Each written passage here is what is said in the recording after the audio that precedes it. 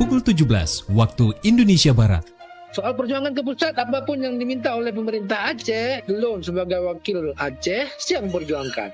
Saatnya kita dengarkan dan kita saksikan Lintas 17. Informasi aktual dari seluruh penjuru Aceh. Kejaksaan Tinggi Aceh menuntut 40 orang bandar narkoba dengan ancaman hukuman mati. Kabupaten Aceh Singkil Provinsi Aceh dengan menyediakan anggaran sebesar 25 miliar rupiah. Inilah Lintas 17 bersama Korwil 17 Banda Aceh.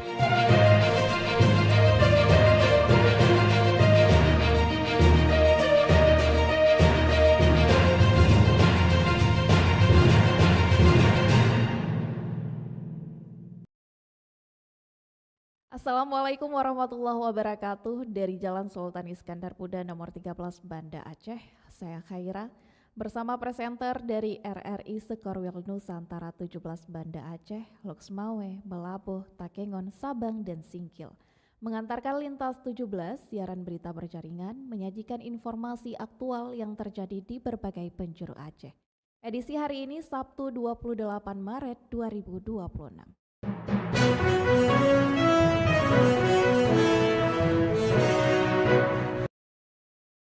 Pendengar berita utama yang dapat Anda simak sore ini diantaranya: Baitul Mal Aceh bantu rumah layak huni bagi mustahik Banda Aceh. Berita lainnya, DLH Aceh Barat perkuat strategi raih Adipura.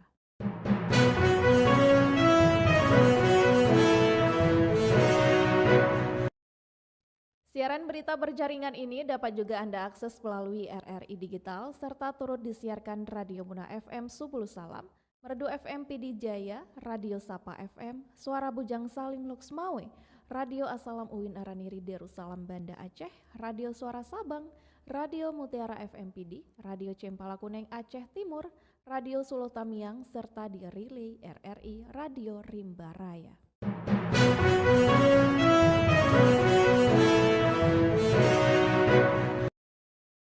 Baiklah saudara, berita pertama kami mulai dari Kutaraja, Banda Aceh.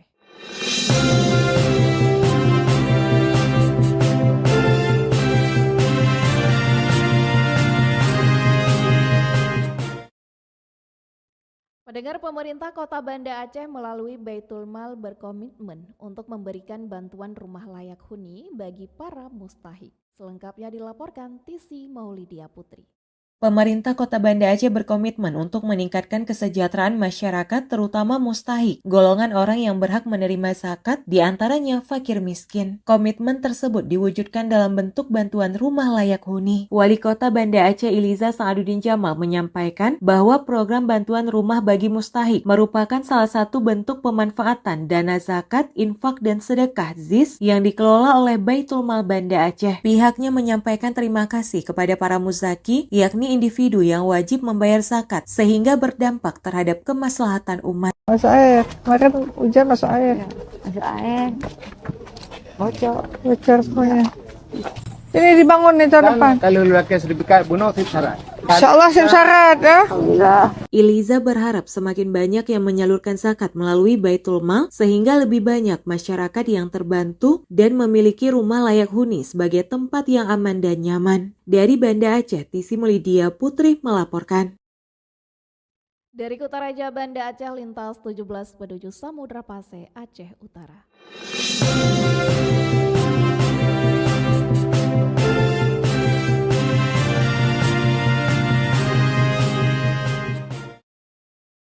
Pendengar, ketersediaan transportasi di Terminal Tipe A Loksmawe dipastikan aman pada arus balik Lebaran Idul Fitri 1447 Hijriah.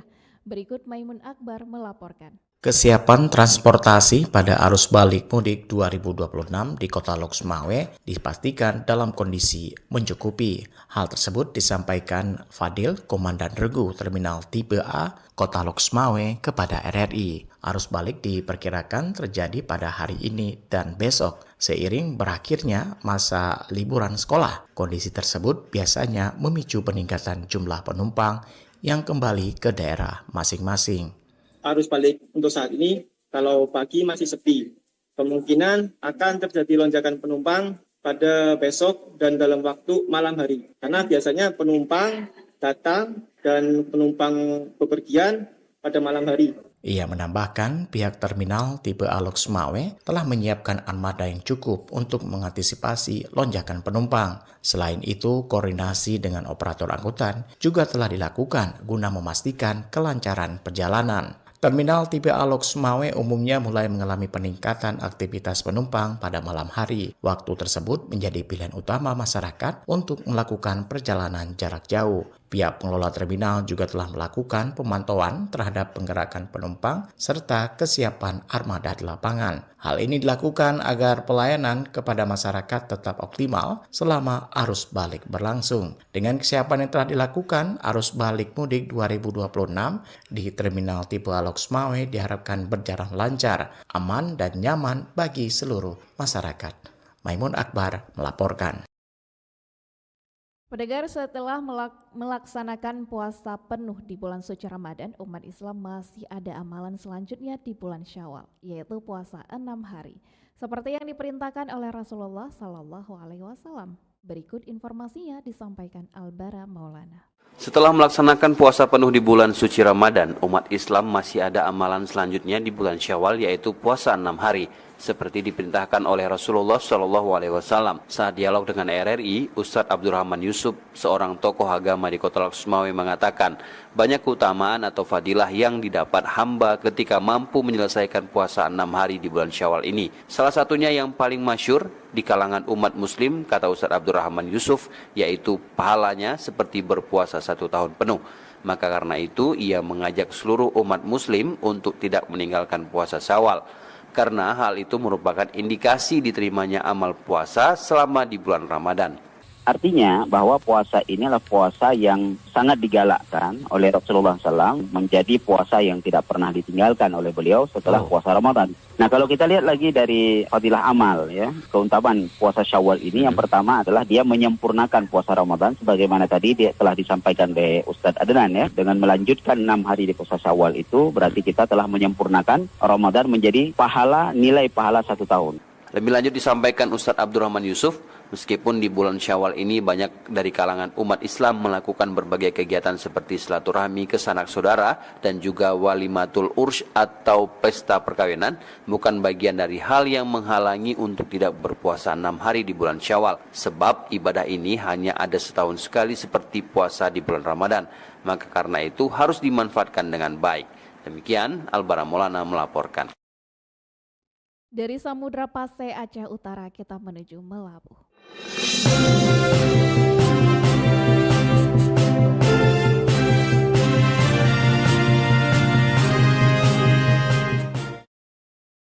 Pendengar, Dinas Lingkungan Hidup DLH terus mengintensifkan berbagai langkah strategis untuk meningkatkan kinerja pengelolaan dan pengurangan sampah. Upaya ini dilakukan sebagai bagian dari komitmen daerah dalam meraih penghargaan Adipura serta menciptakan lingkungan yang bersih dan berkelanjutan. Informasi selengkapnya disampaikan Tama Maulizar. Dalam upaya meraih penghargaan Adipura, pemerintah Kabupaten Aceh Barat melalui Dinas Lingkungan Hidup terus melakukan sejumlah langkah strategis guna meningkatkan capaian kinerja pengelolaan dan pengurangan sampah. Hal itu disampaikan oleh Kepala Dinas Lingkungan Hidup Dr. Kurdi saat diwawancarai RRI. Ya, alhamdulillah kita terus meningkatkan capaian-capaian terkait kinerja pengurangan dan pengelolaan sampah, terutama di Kabupaten Aceh Barat, khususnya di Kecamatan Johan Pahlawan. Kurdi menyebut timbulan sampah di Kecamatan Johan Pahlawan mencapai 26 ton per hari. Namun selama bulan Ramadan meningkat menjadi 32 ton per hari. PLT Sekda tersebut berharap kontribusi dan kolaborasi berbagai pihak dapat memperkuat pengurangan sampah di hulu dan tengah. Ia juga berharap berbagai upaya yang telah dan akan dilaksanakan mampu meraih penghargaan Adipura sesuai target pemerintah Kabupaten Aceh Barat.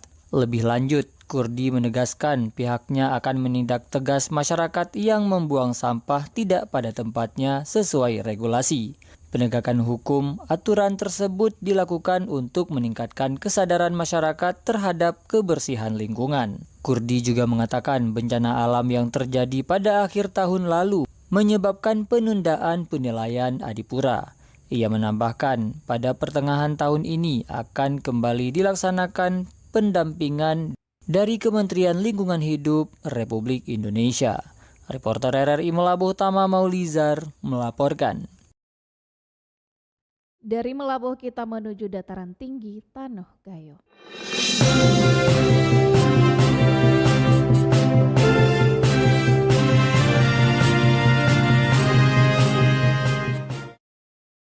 Pendengar, guna memberikan relaksasi sanksi SPT, KP2KP Rimba Raya kembali buka layanan di akhir pekan ini. Selengkapnya disampaikan Bambang Syaputra. Kantor Pelayanan Penyuluhan dan Konsultasi Perpajakan KP2KP Rimba Raya mengumumkan sejumlah kebijakan strategis guna mengoptimalkan pelaporan SPT tahunan bagi wajib pajak orang pribadi di Kabupaten Benar Meriah. Kepala KP2KP Rimba Raya Nurdin dalam keterangannya pada Jumat 27 Maret 2026 menjelaskan langkah tersebut diambil untuk memberikan kemudahan bagi masyarakat di tengah penyesuaian jadwal operasional dan hari libur nasional. Salah satu poin krusial yang disampaikan adalah adanya kebijakan relaksasi dari Direktorat Jenderal Pajak. Mengingat bulan Maret tahun ini bertepatan dengan periode libur lebaran yang cukup panjang, masyarakat diberikan kelonggaran terkait sanksi keterlambatan. Dirjen Pajak memberikan relaksasi sanksi bagi orang pribadi yang telat melapor atau membayar PPh pasal 29 hingga 30 April 2026.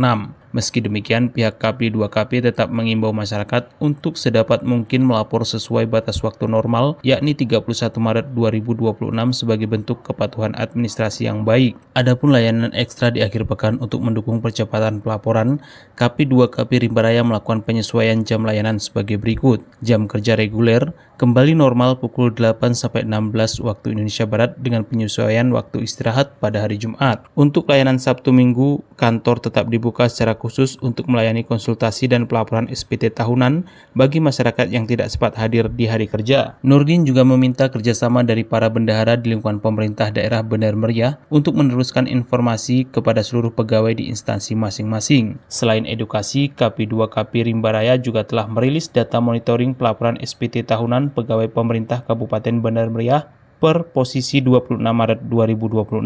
Data tersebut diharapkan dapat menjadi bahan evaluasi bagi tiap dinas untuk memastikan seluruh aparatur sipil negara telah memenuhi kewajiban perpajakan tepat waktu. Bambang Syaputra, RRI Takengon, melaporkan.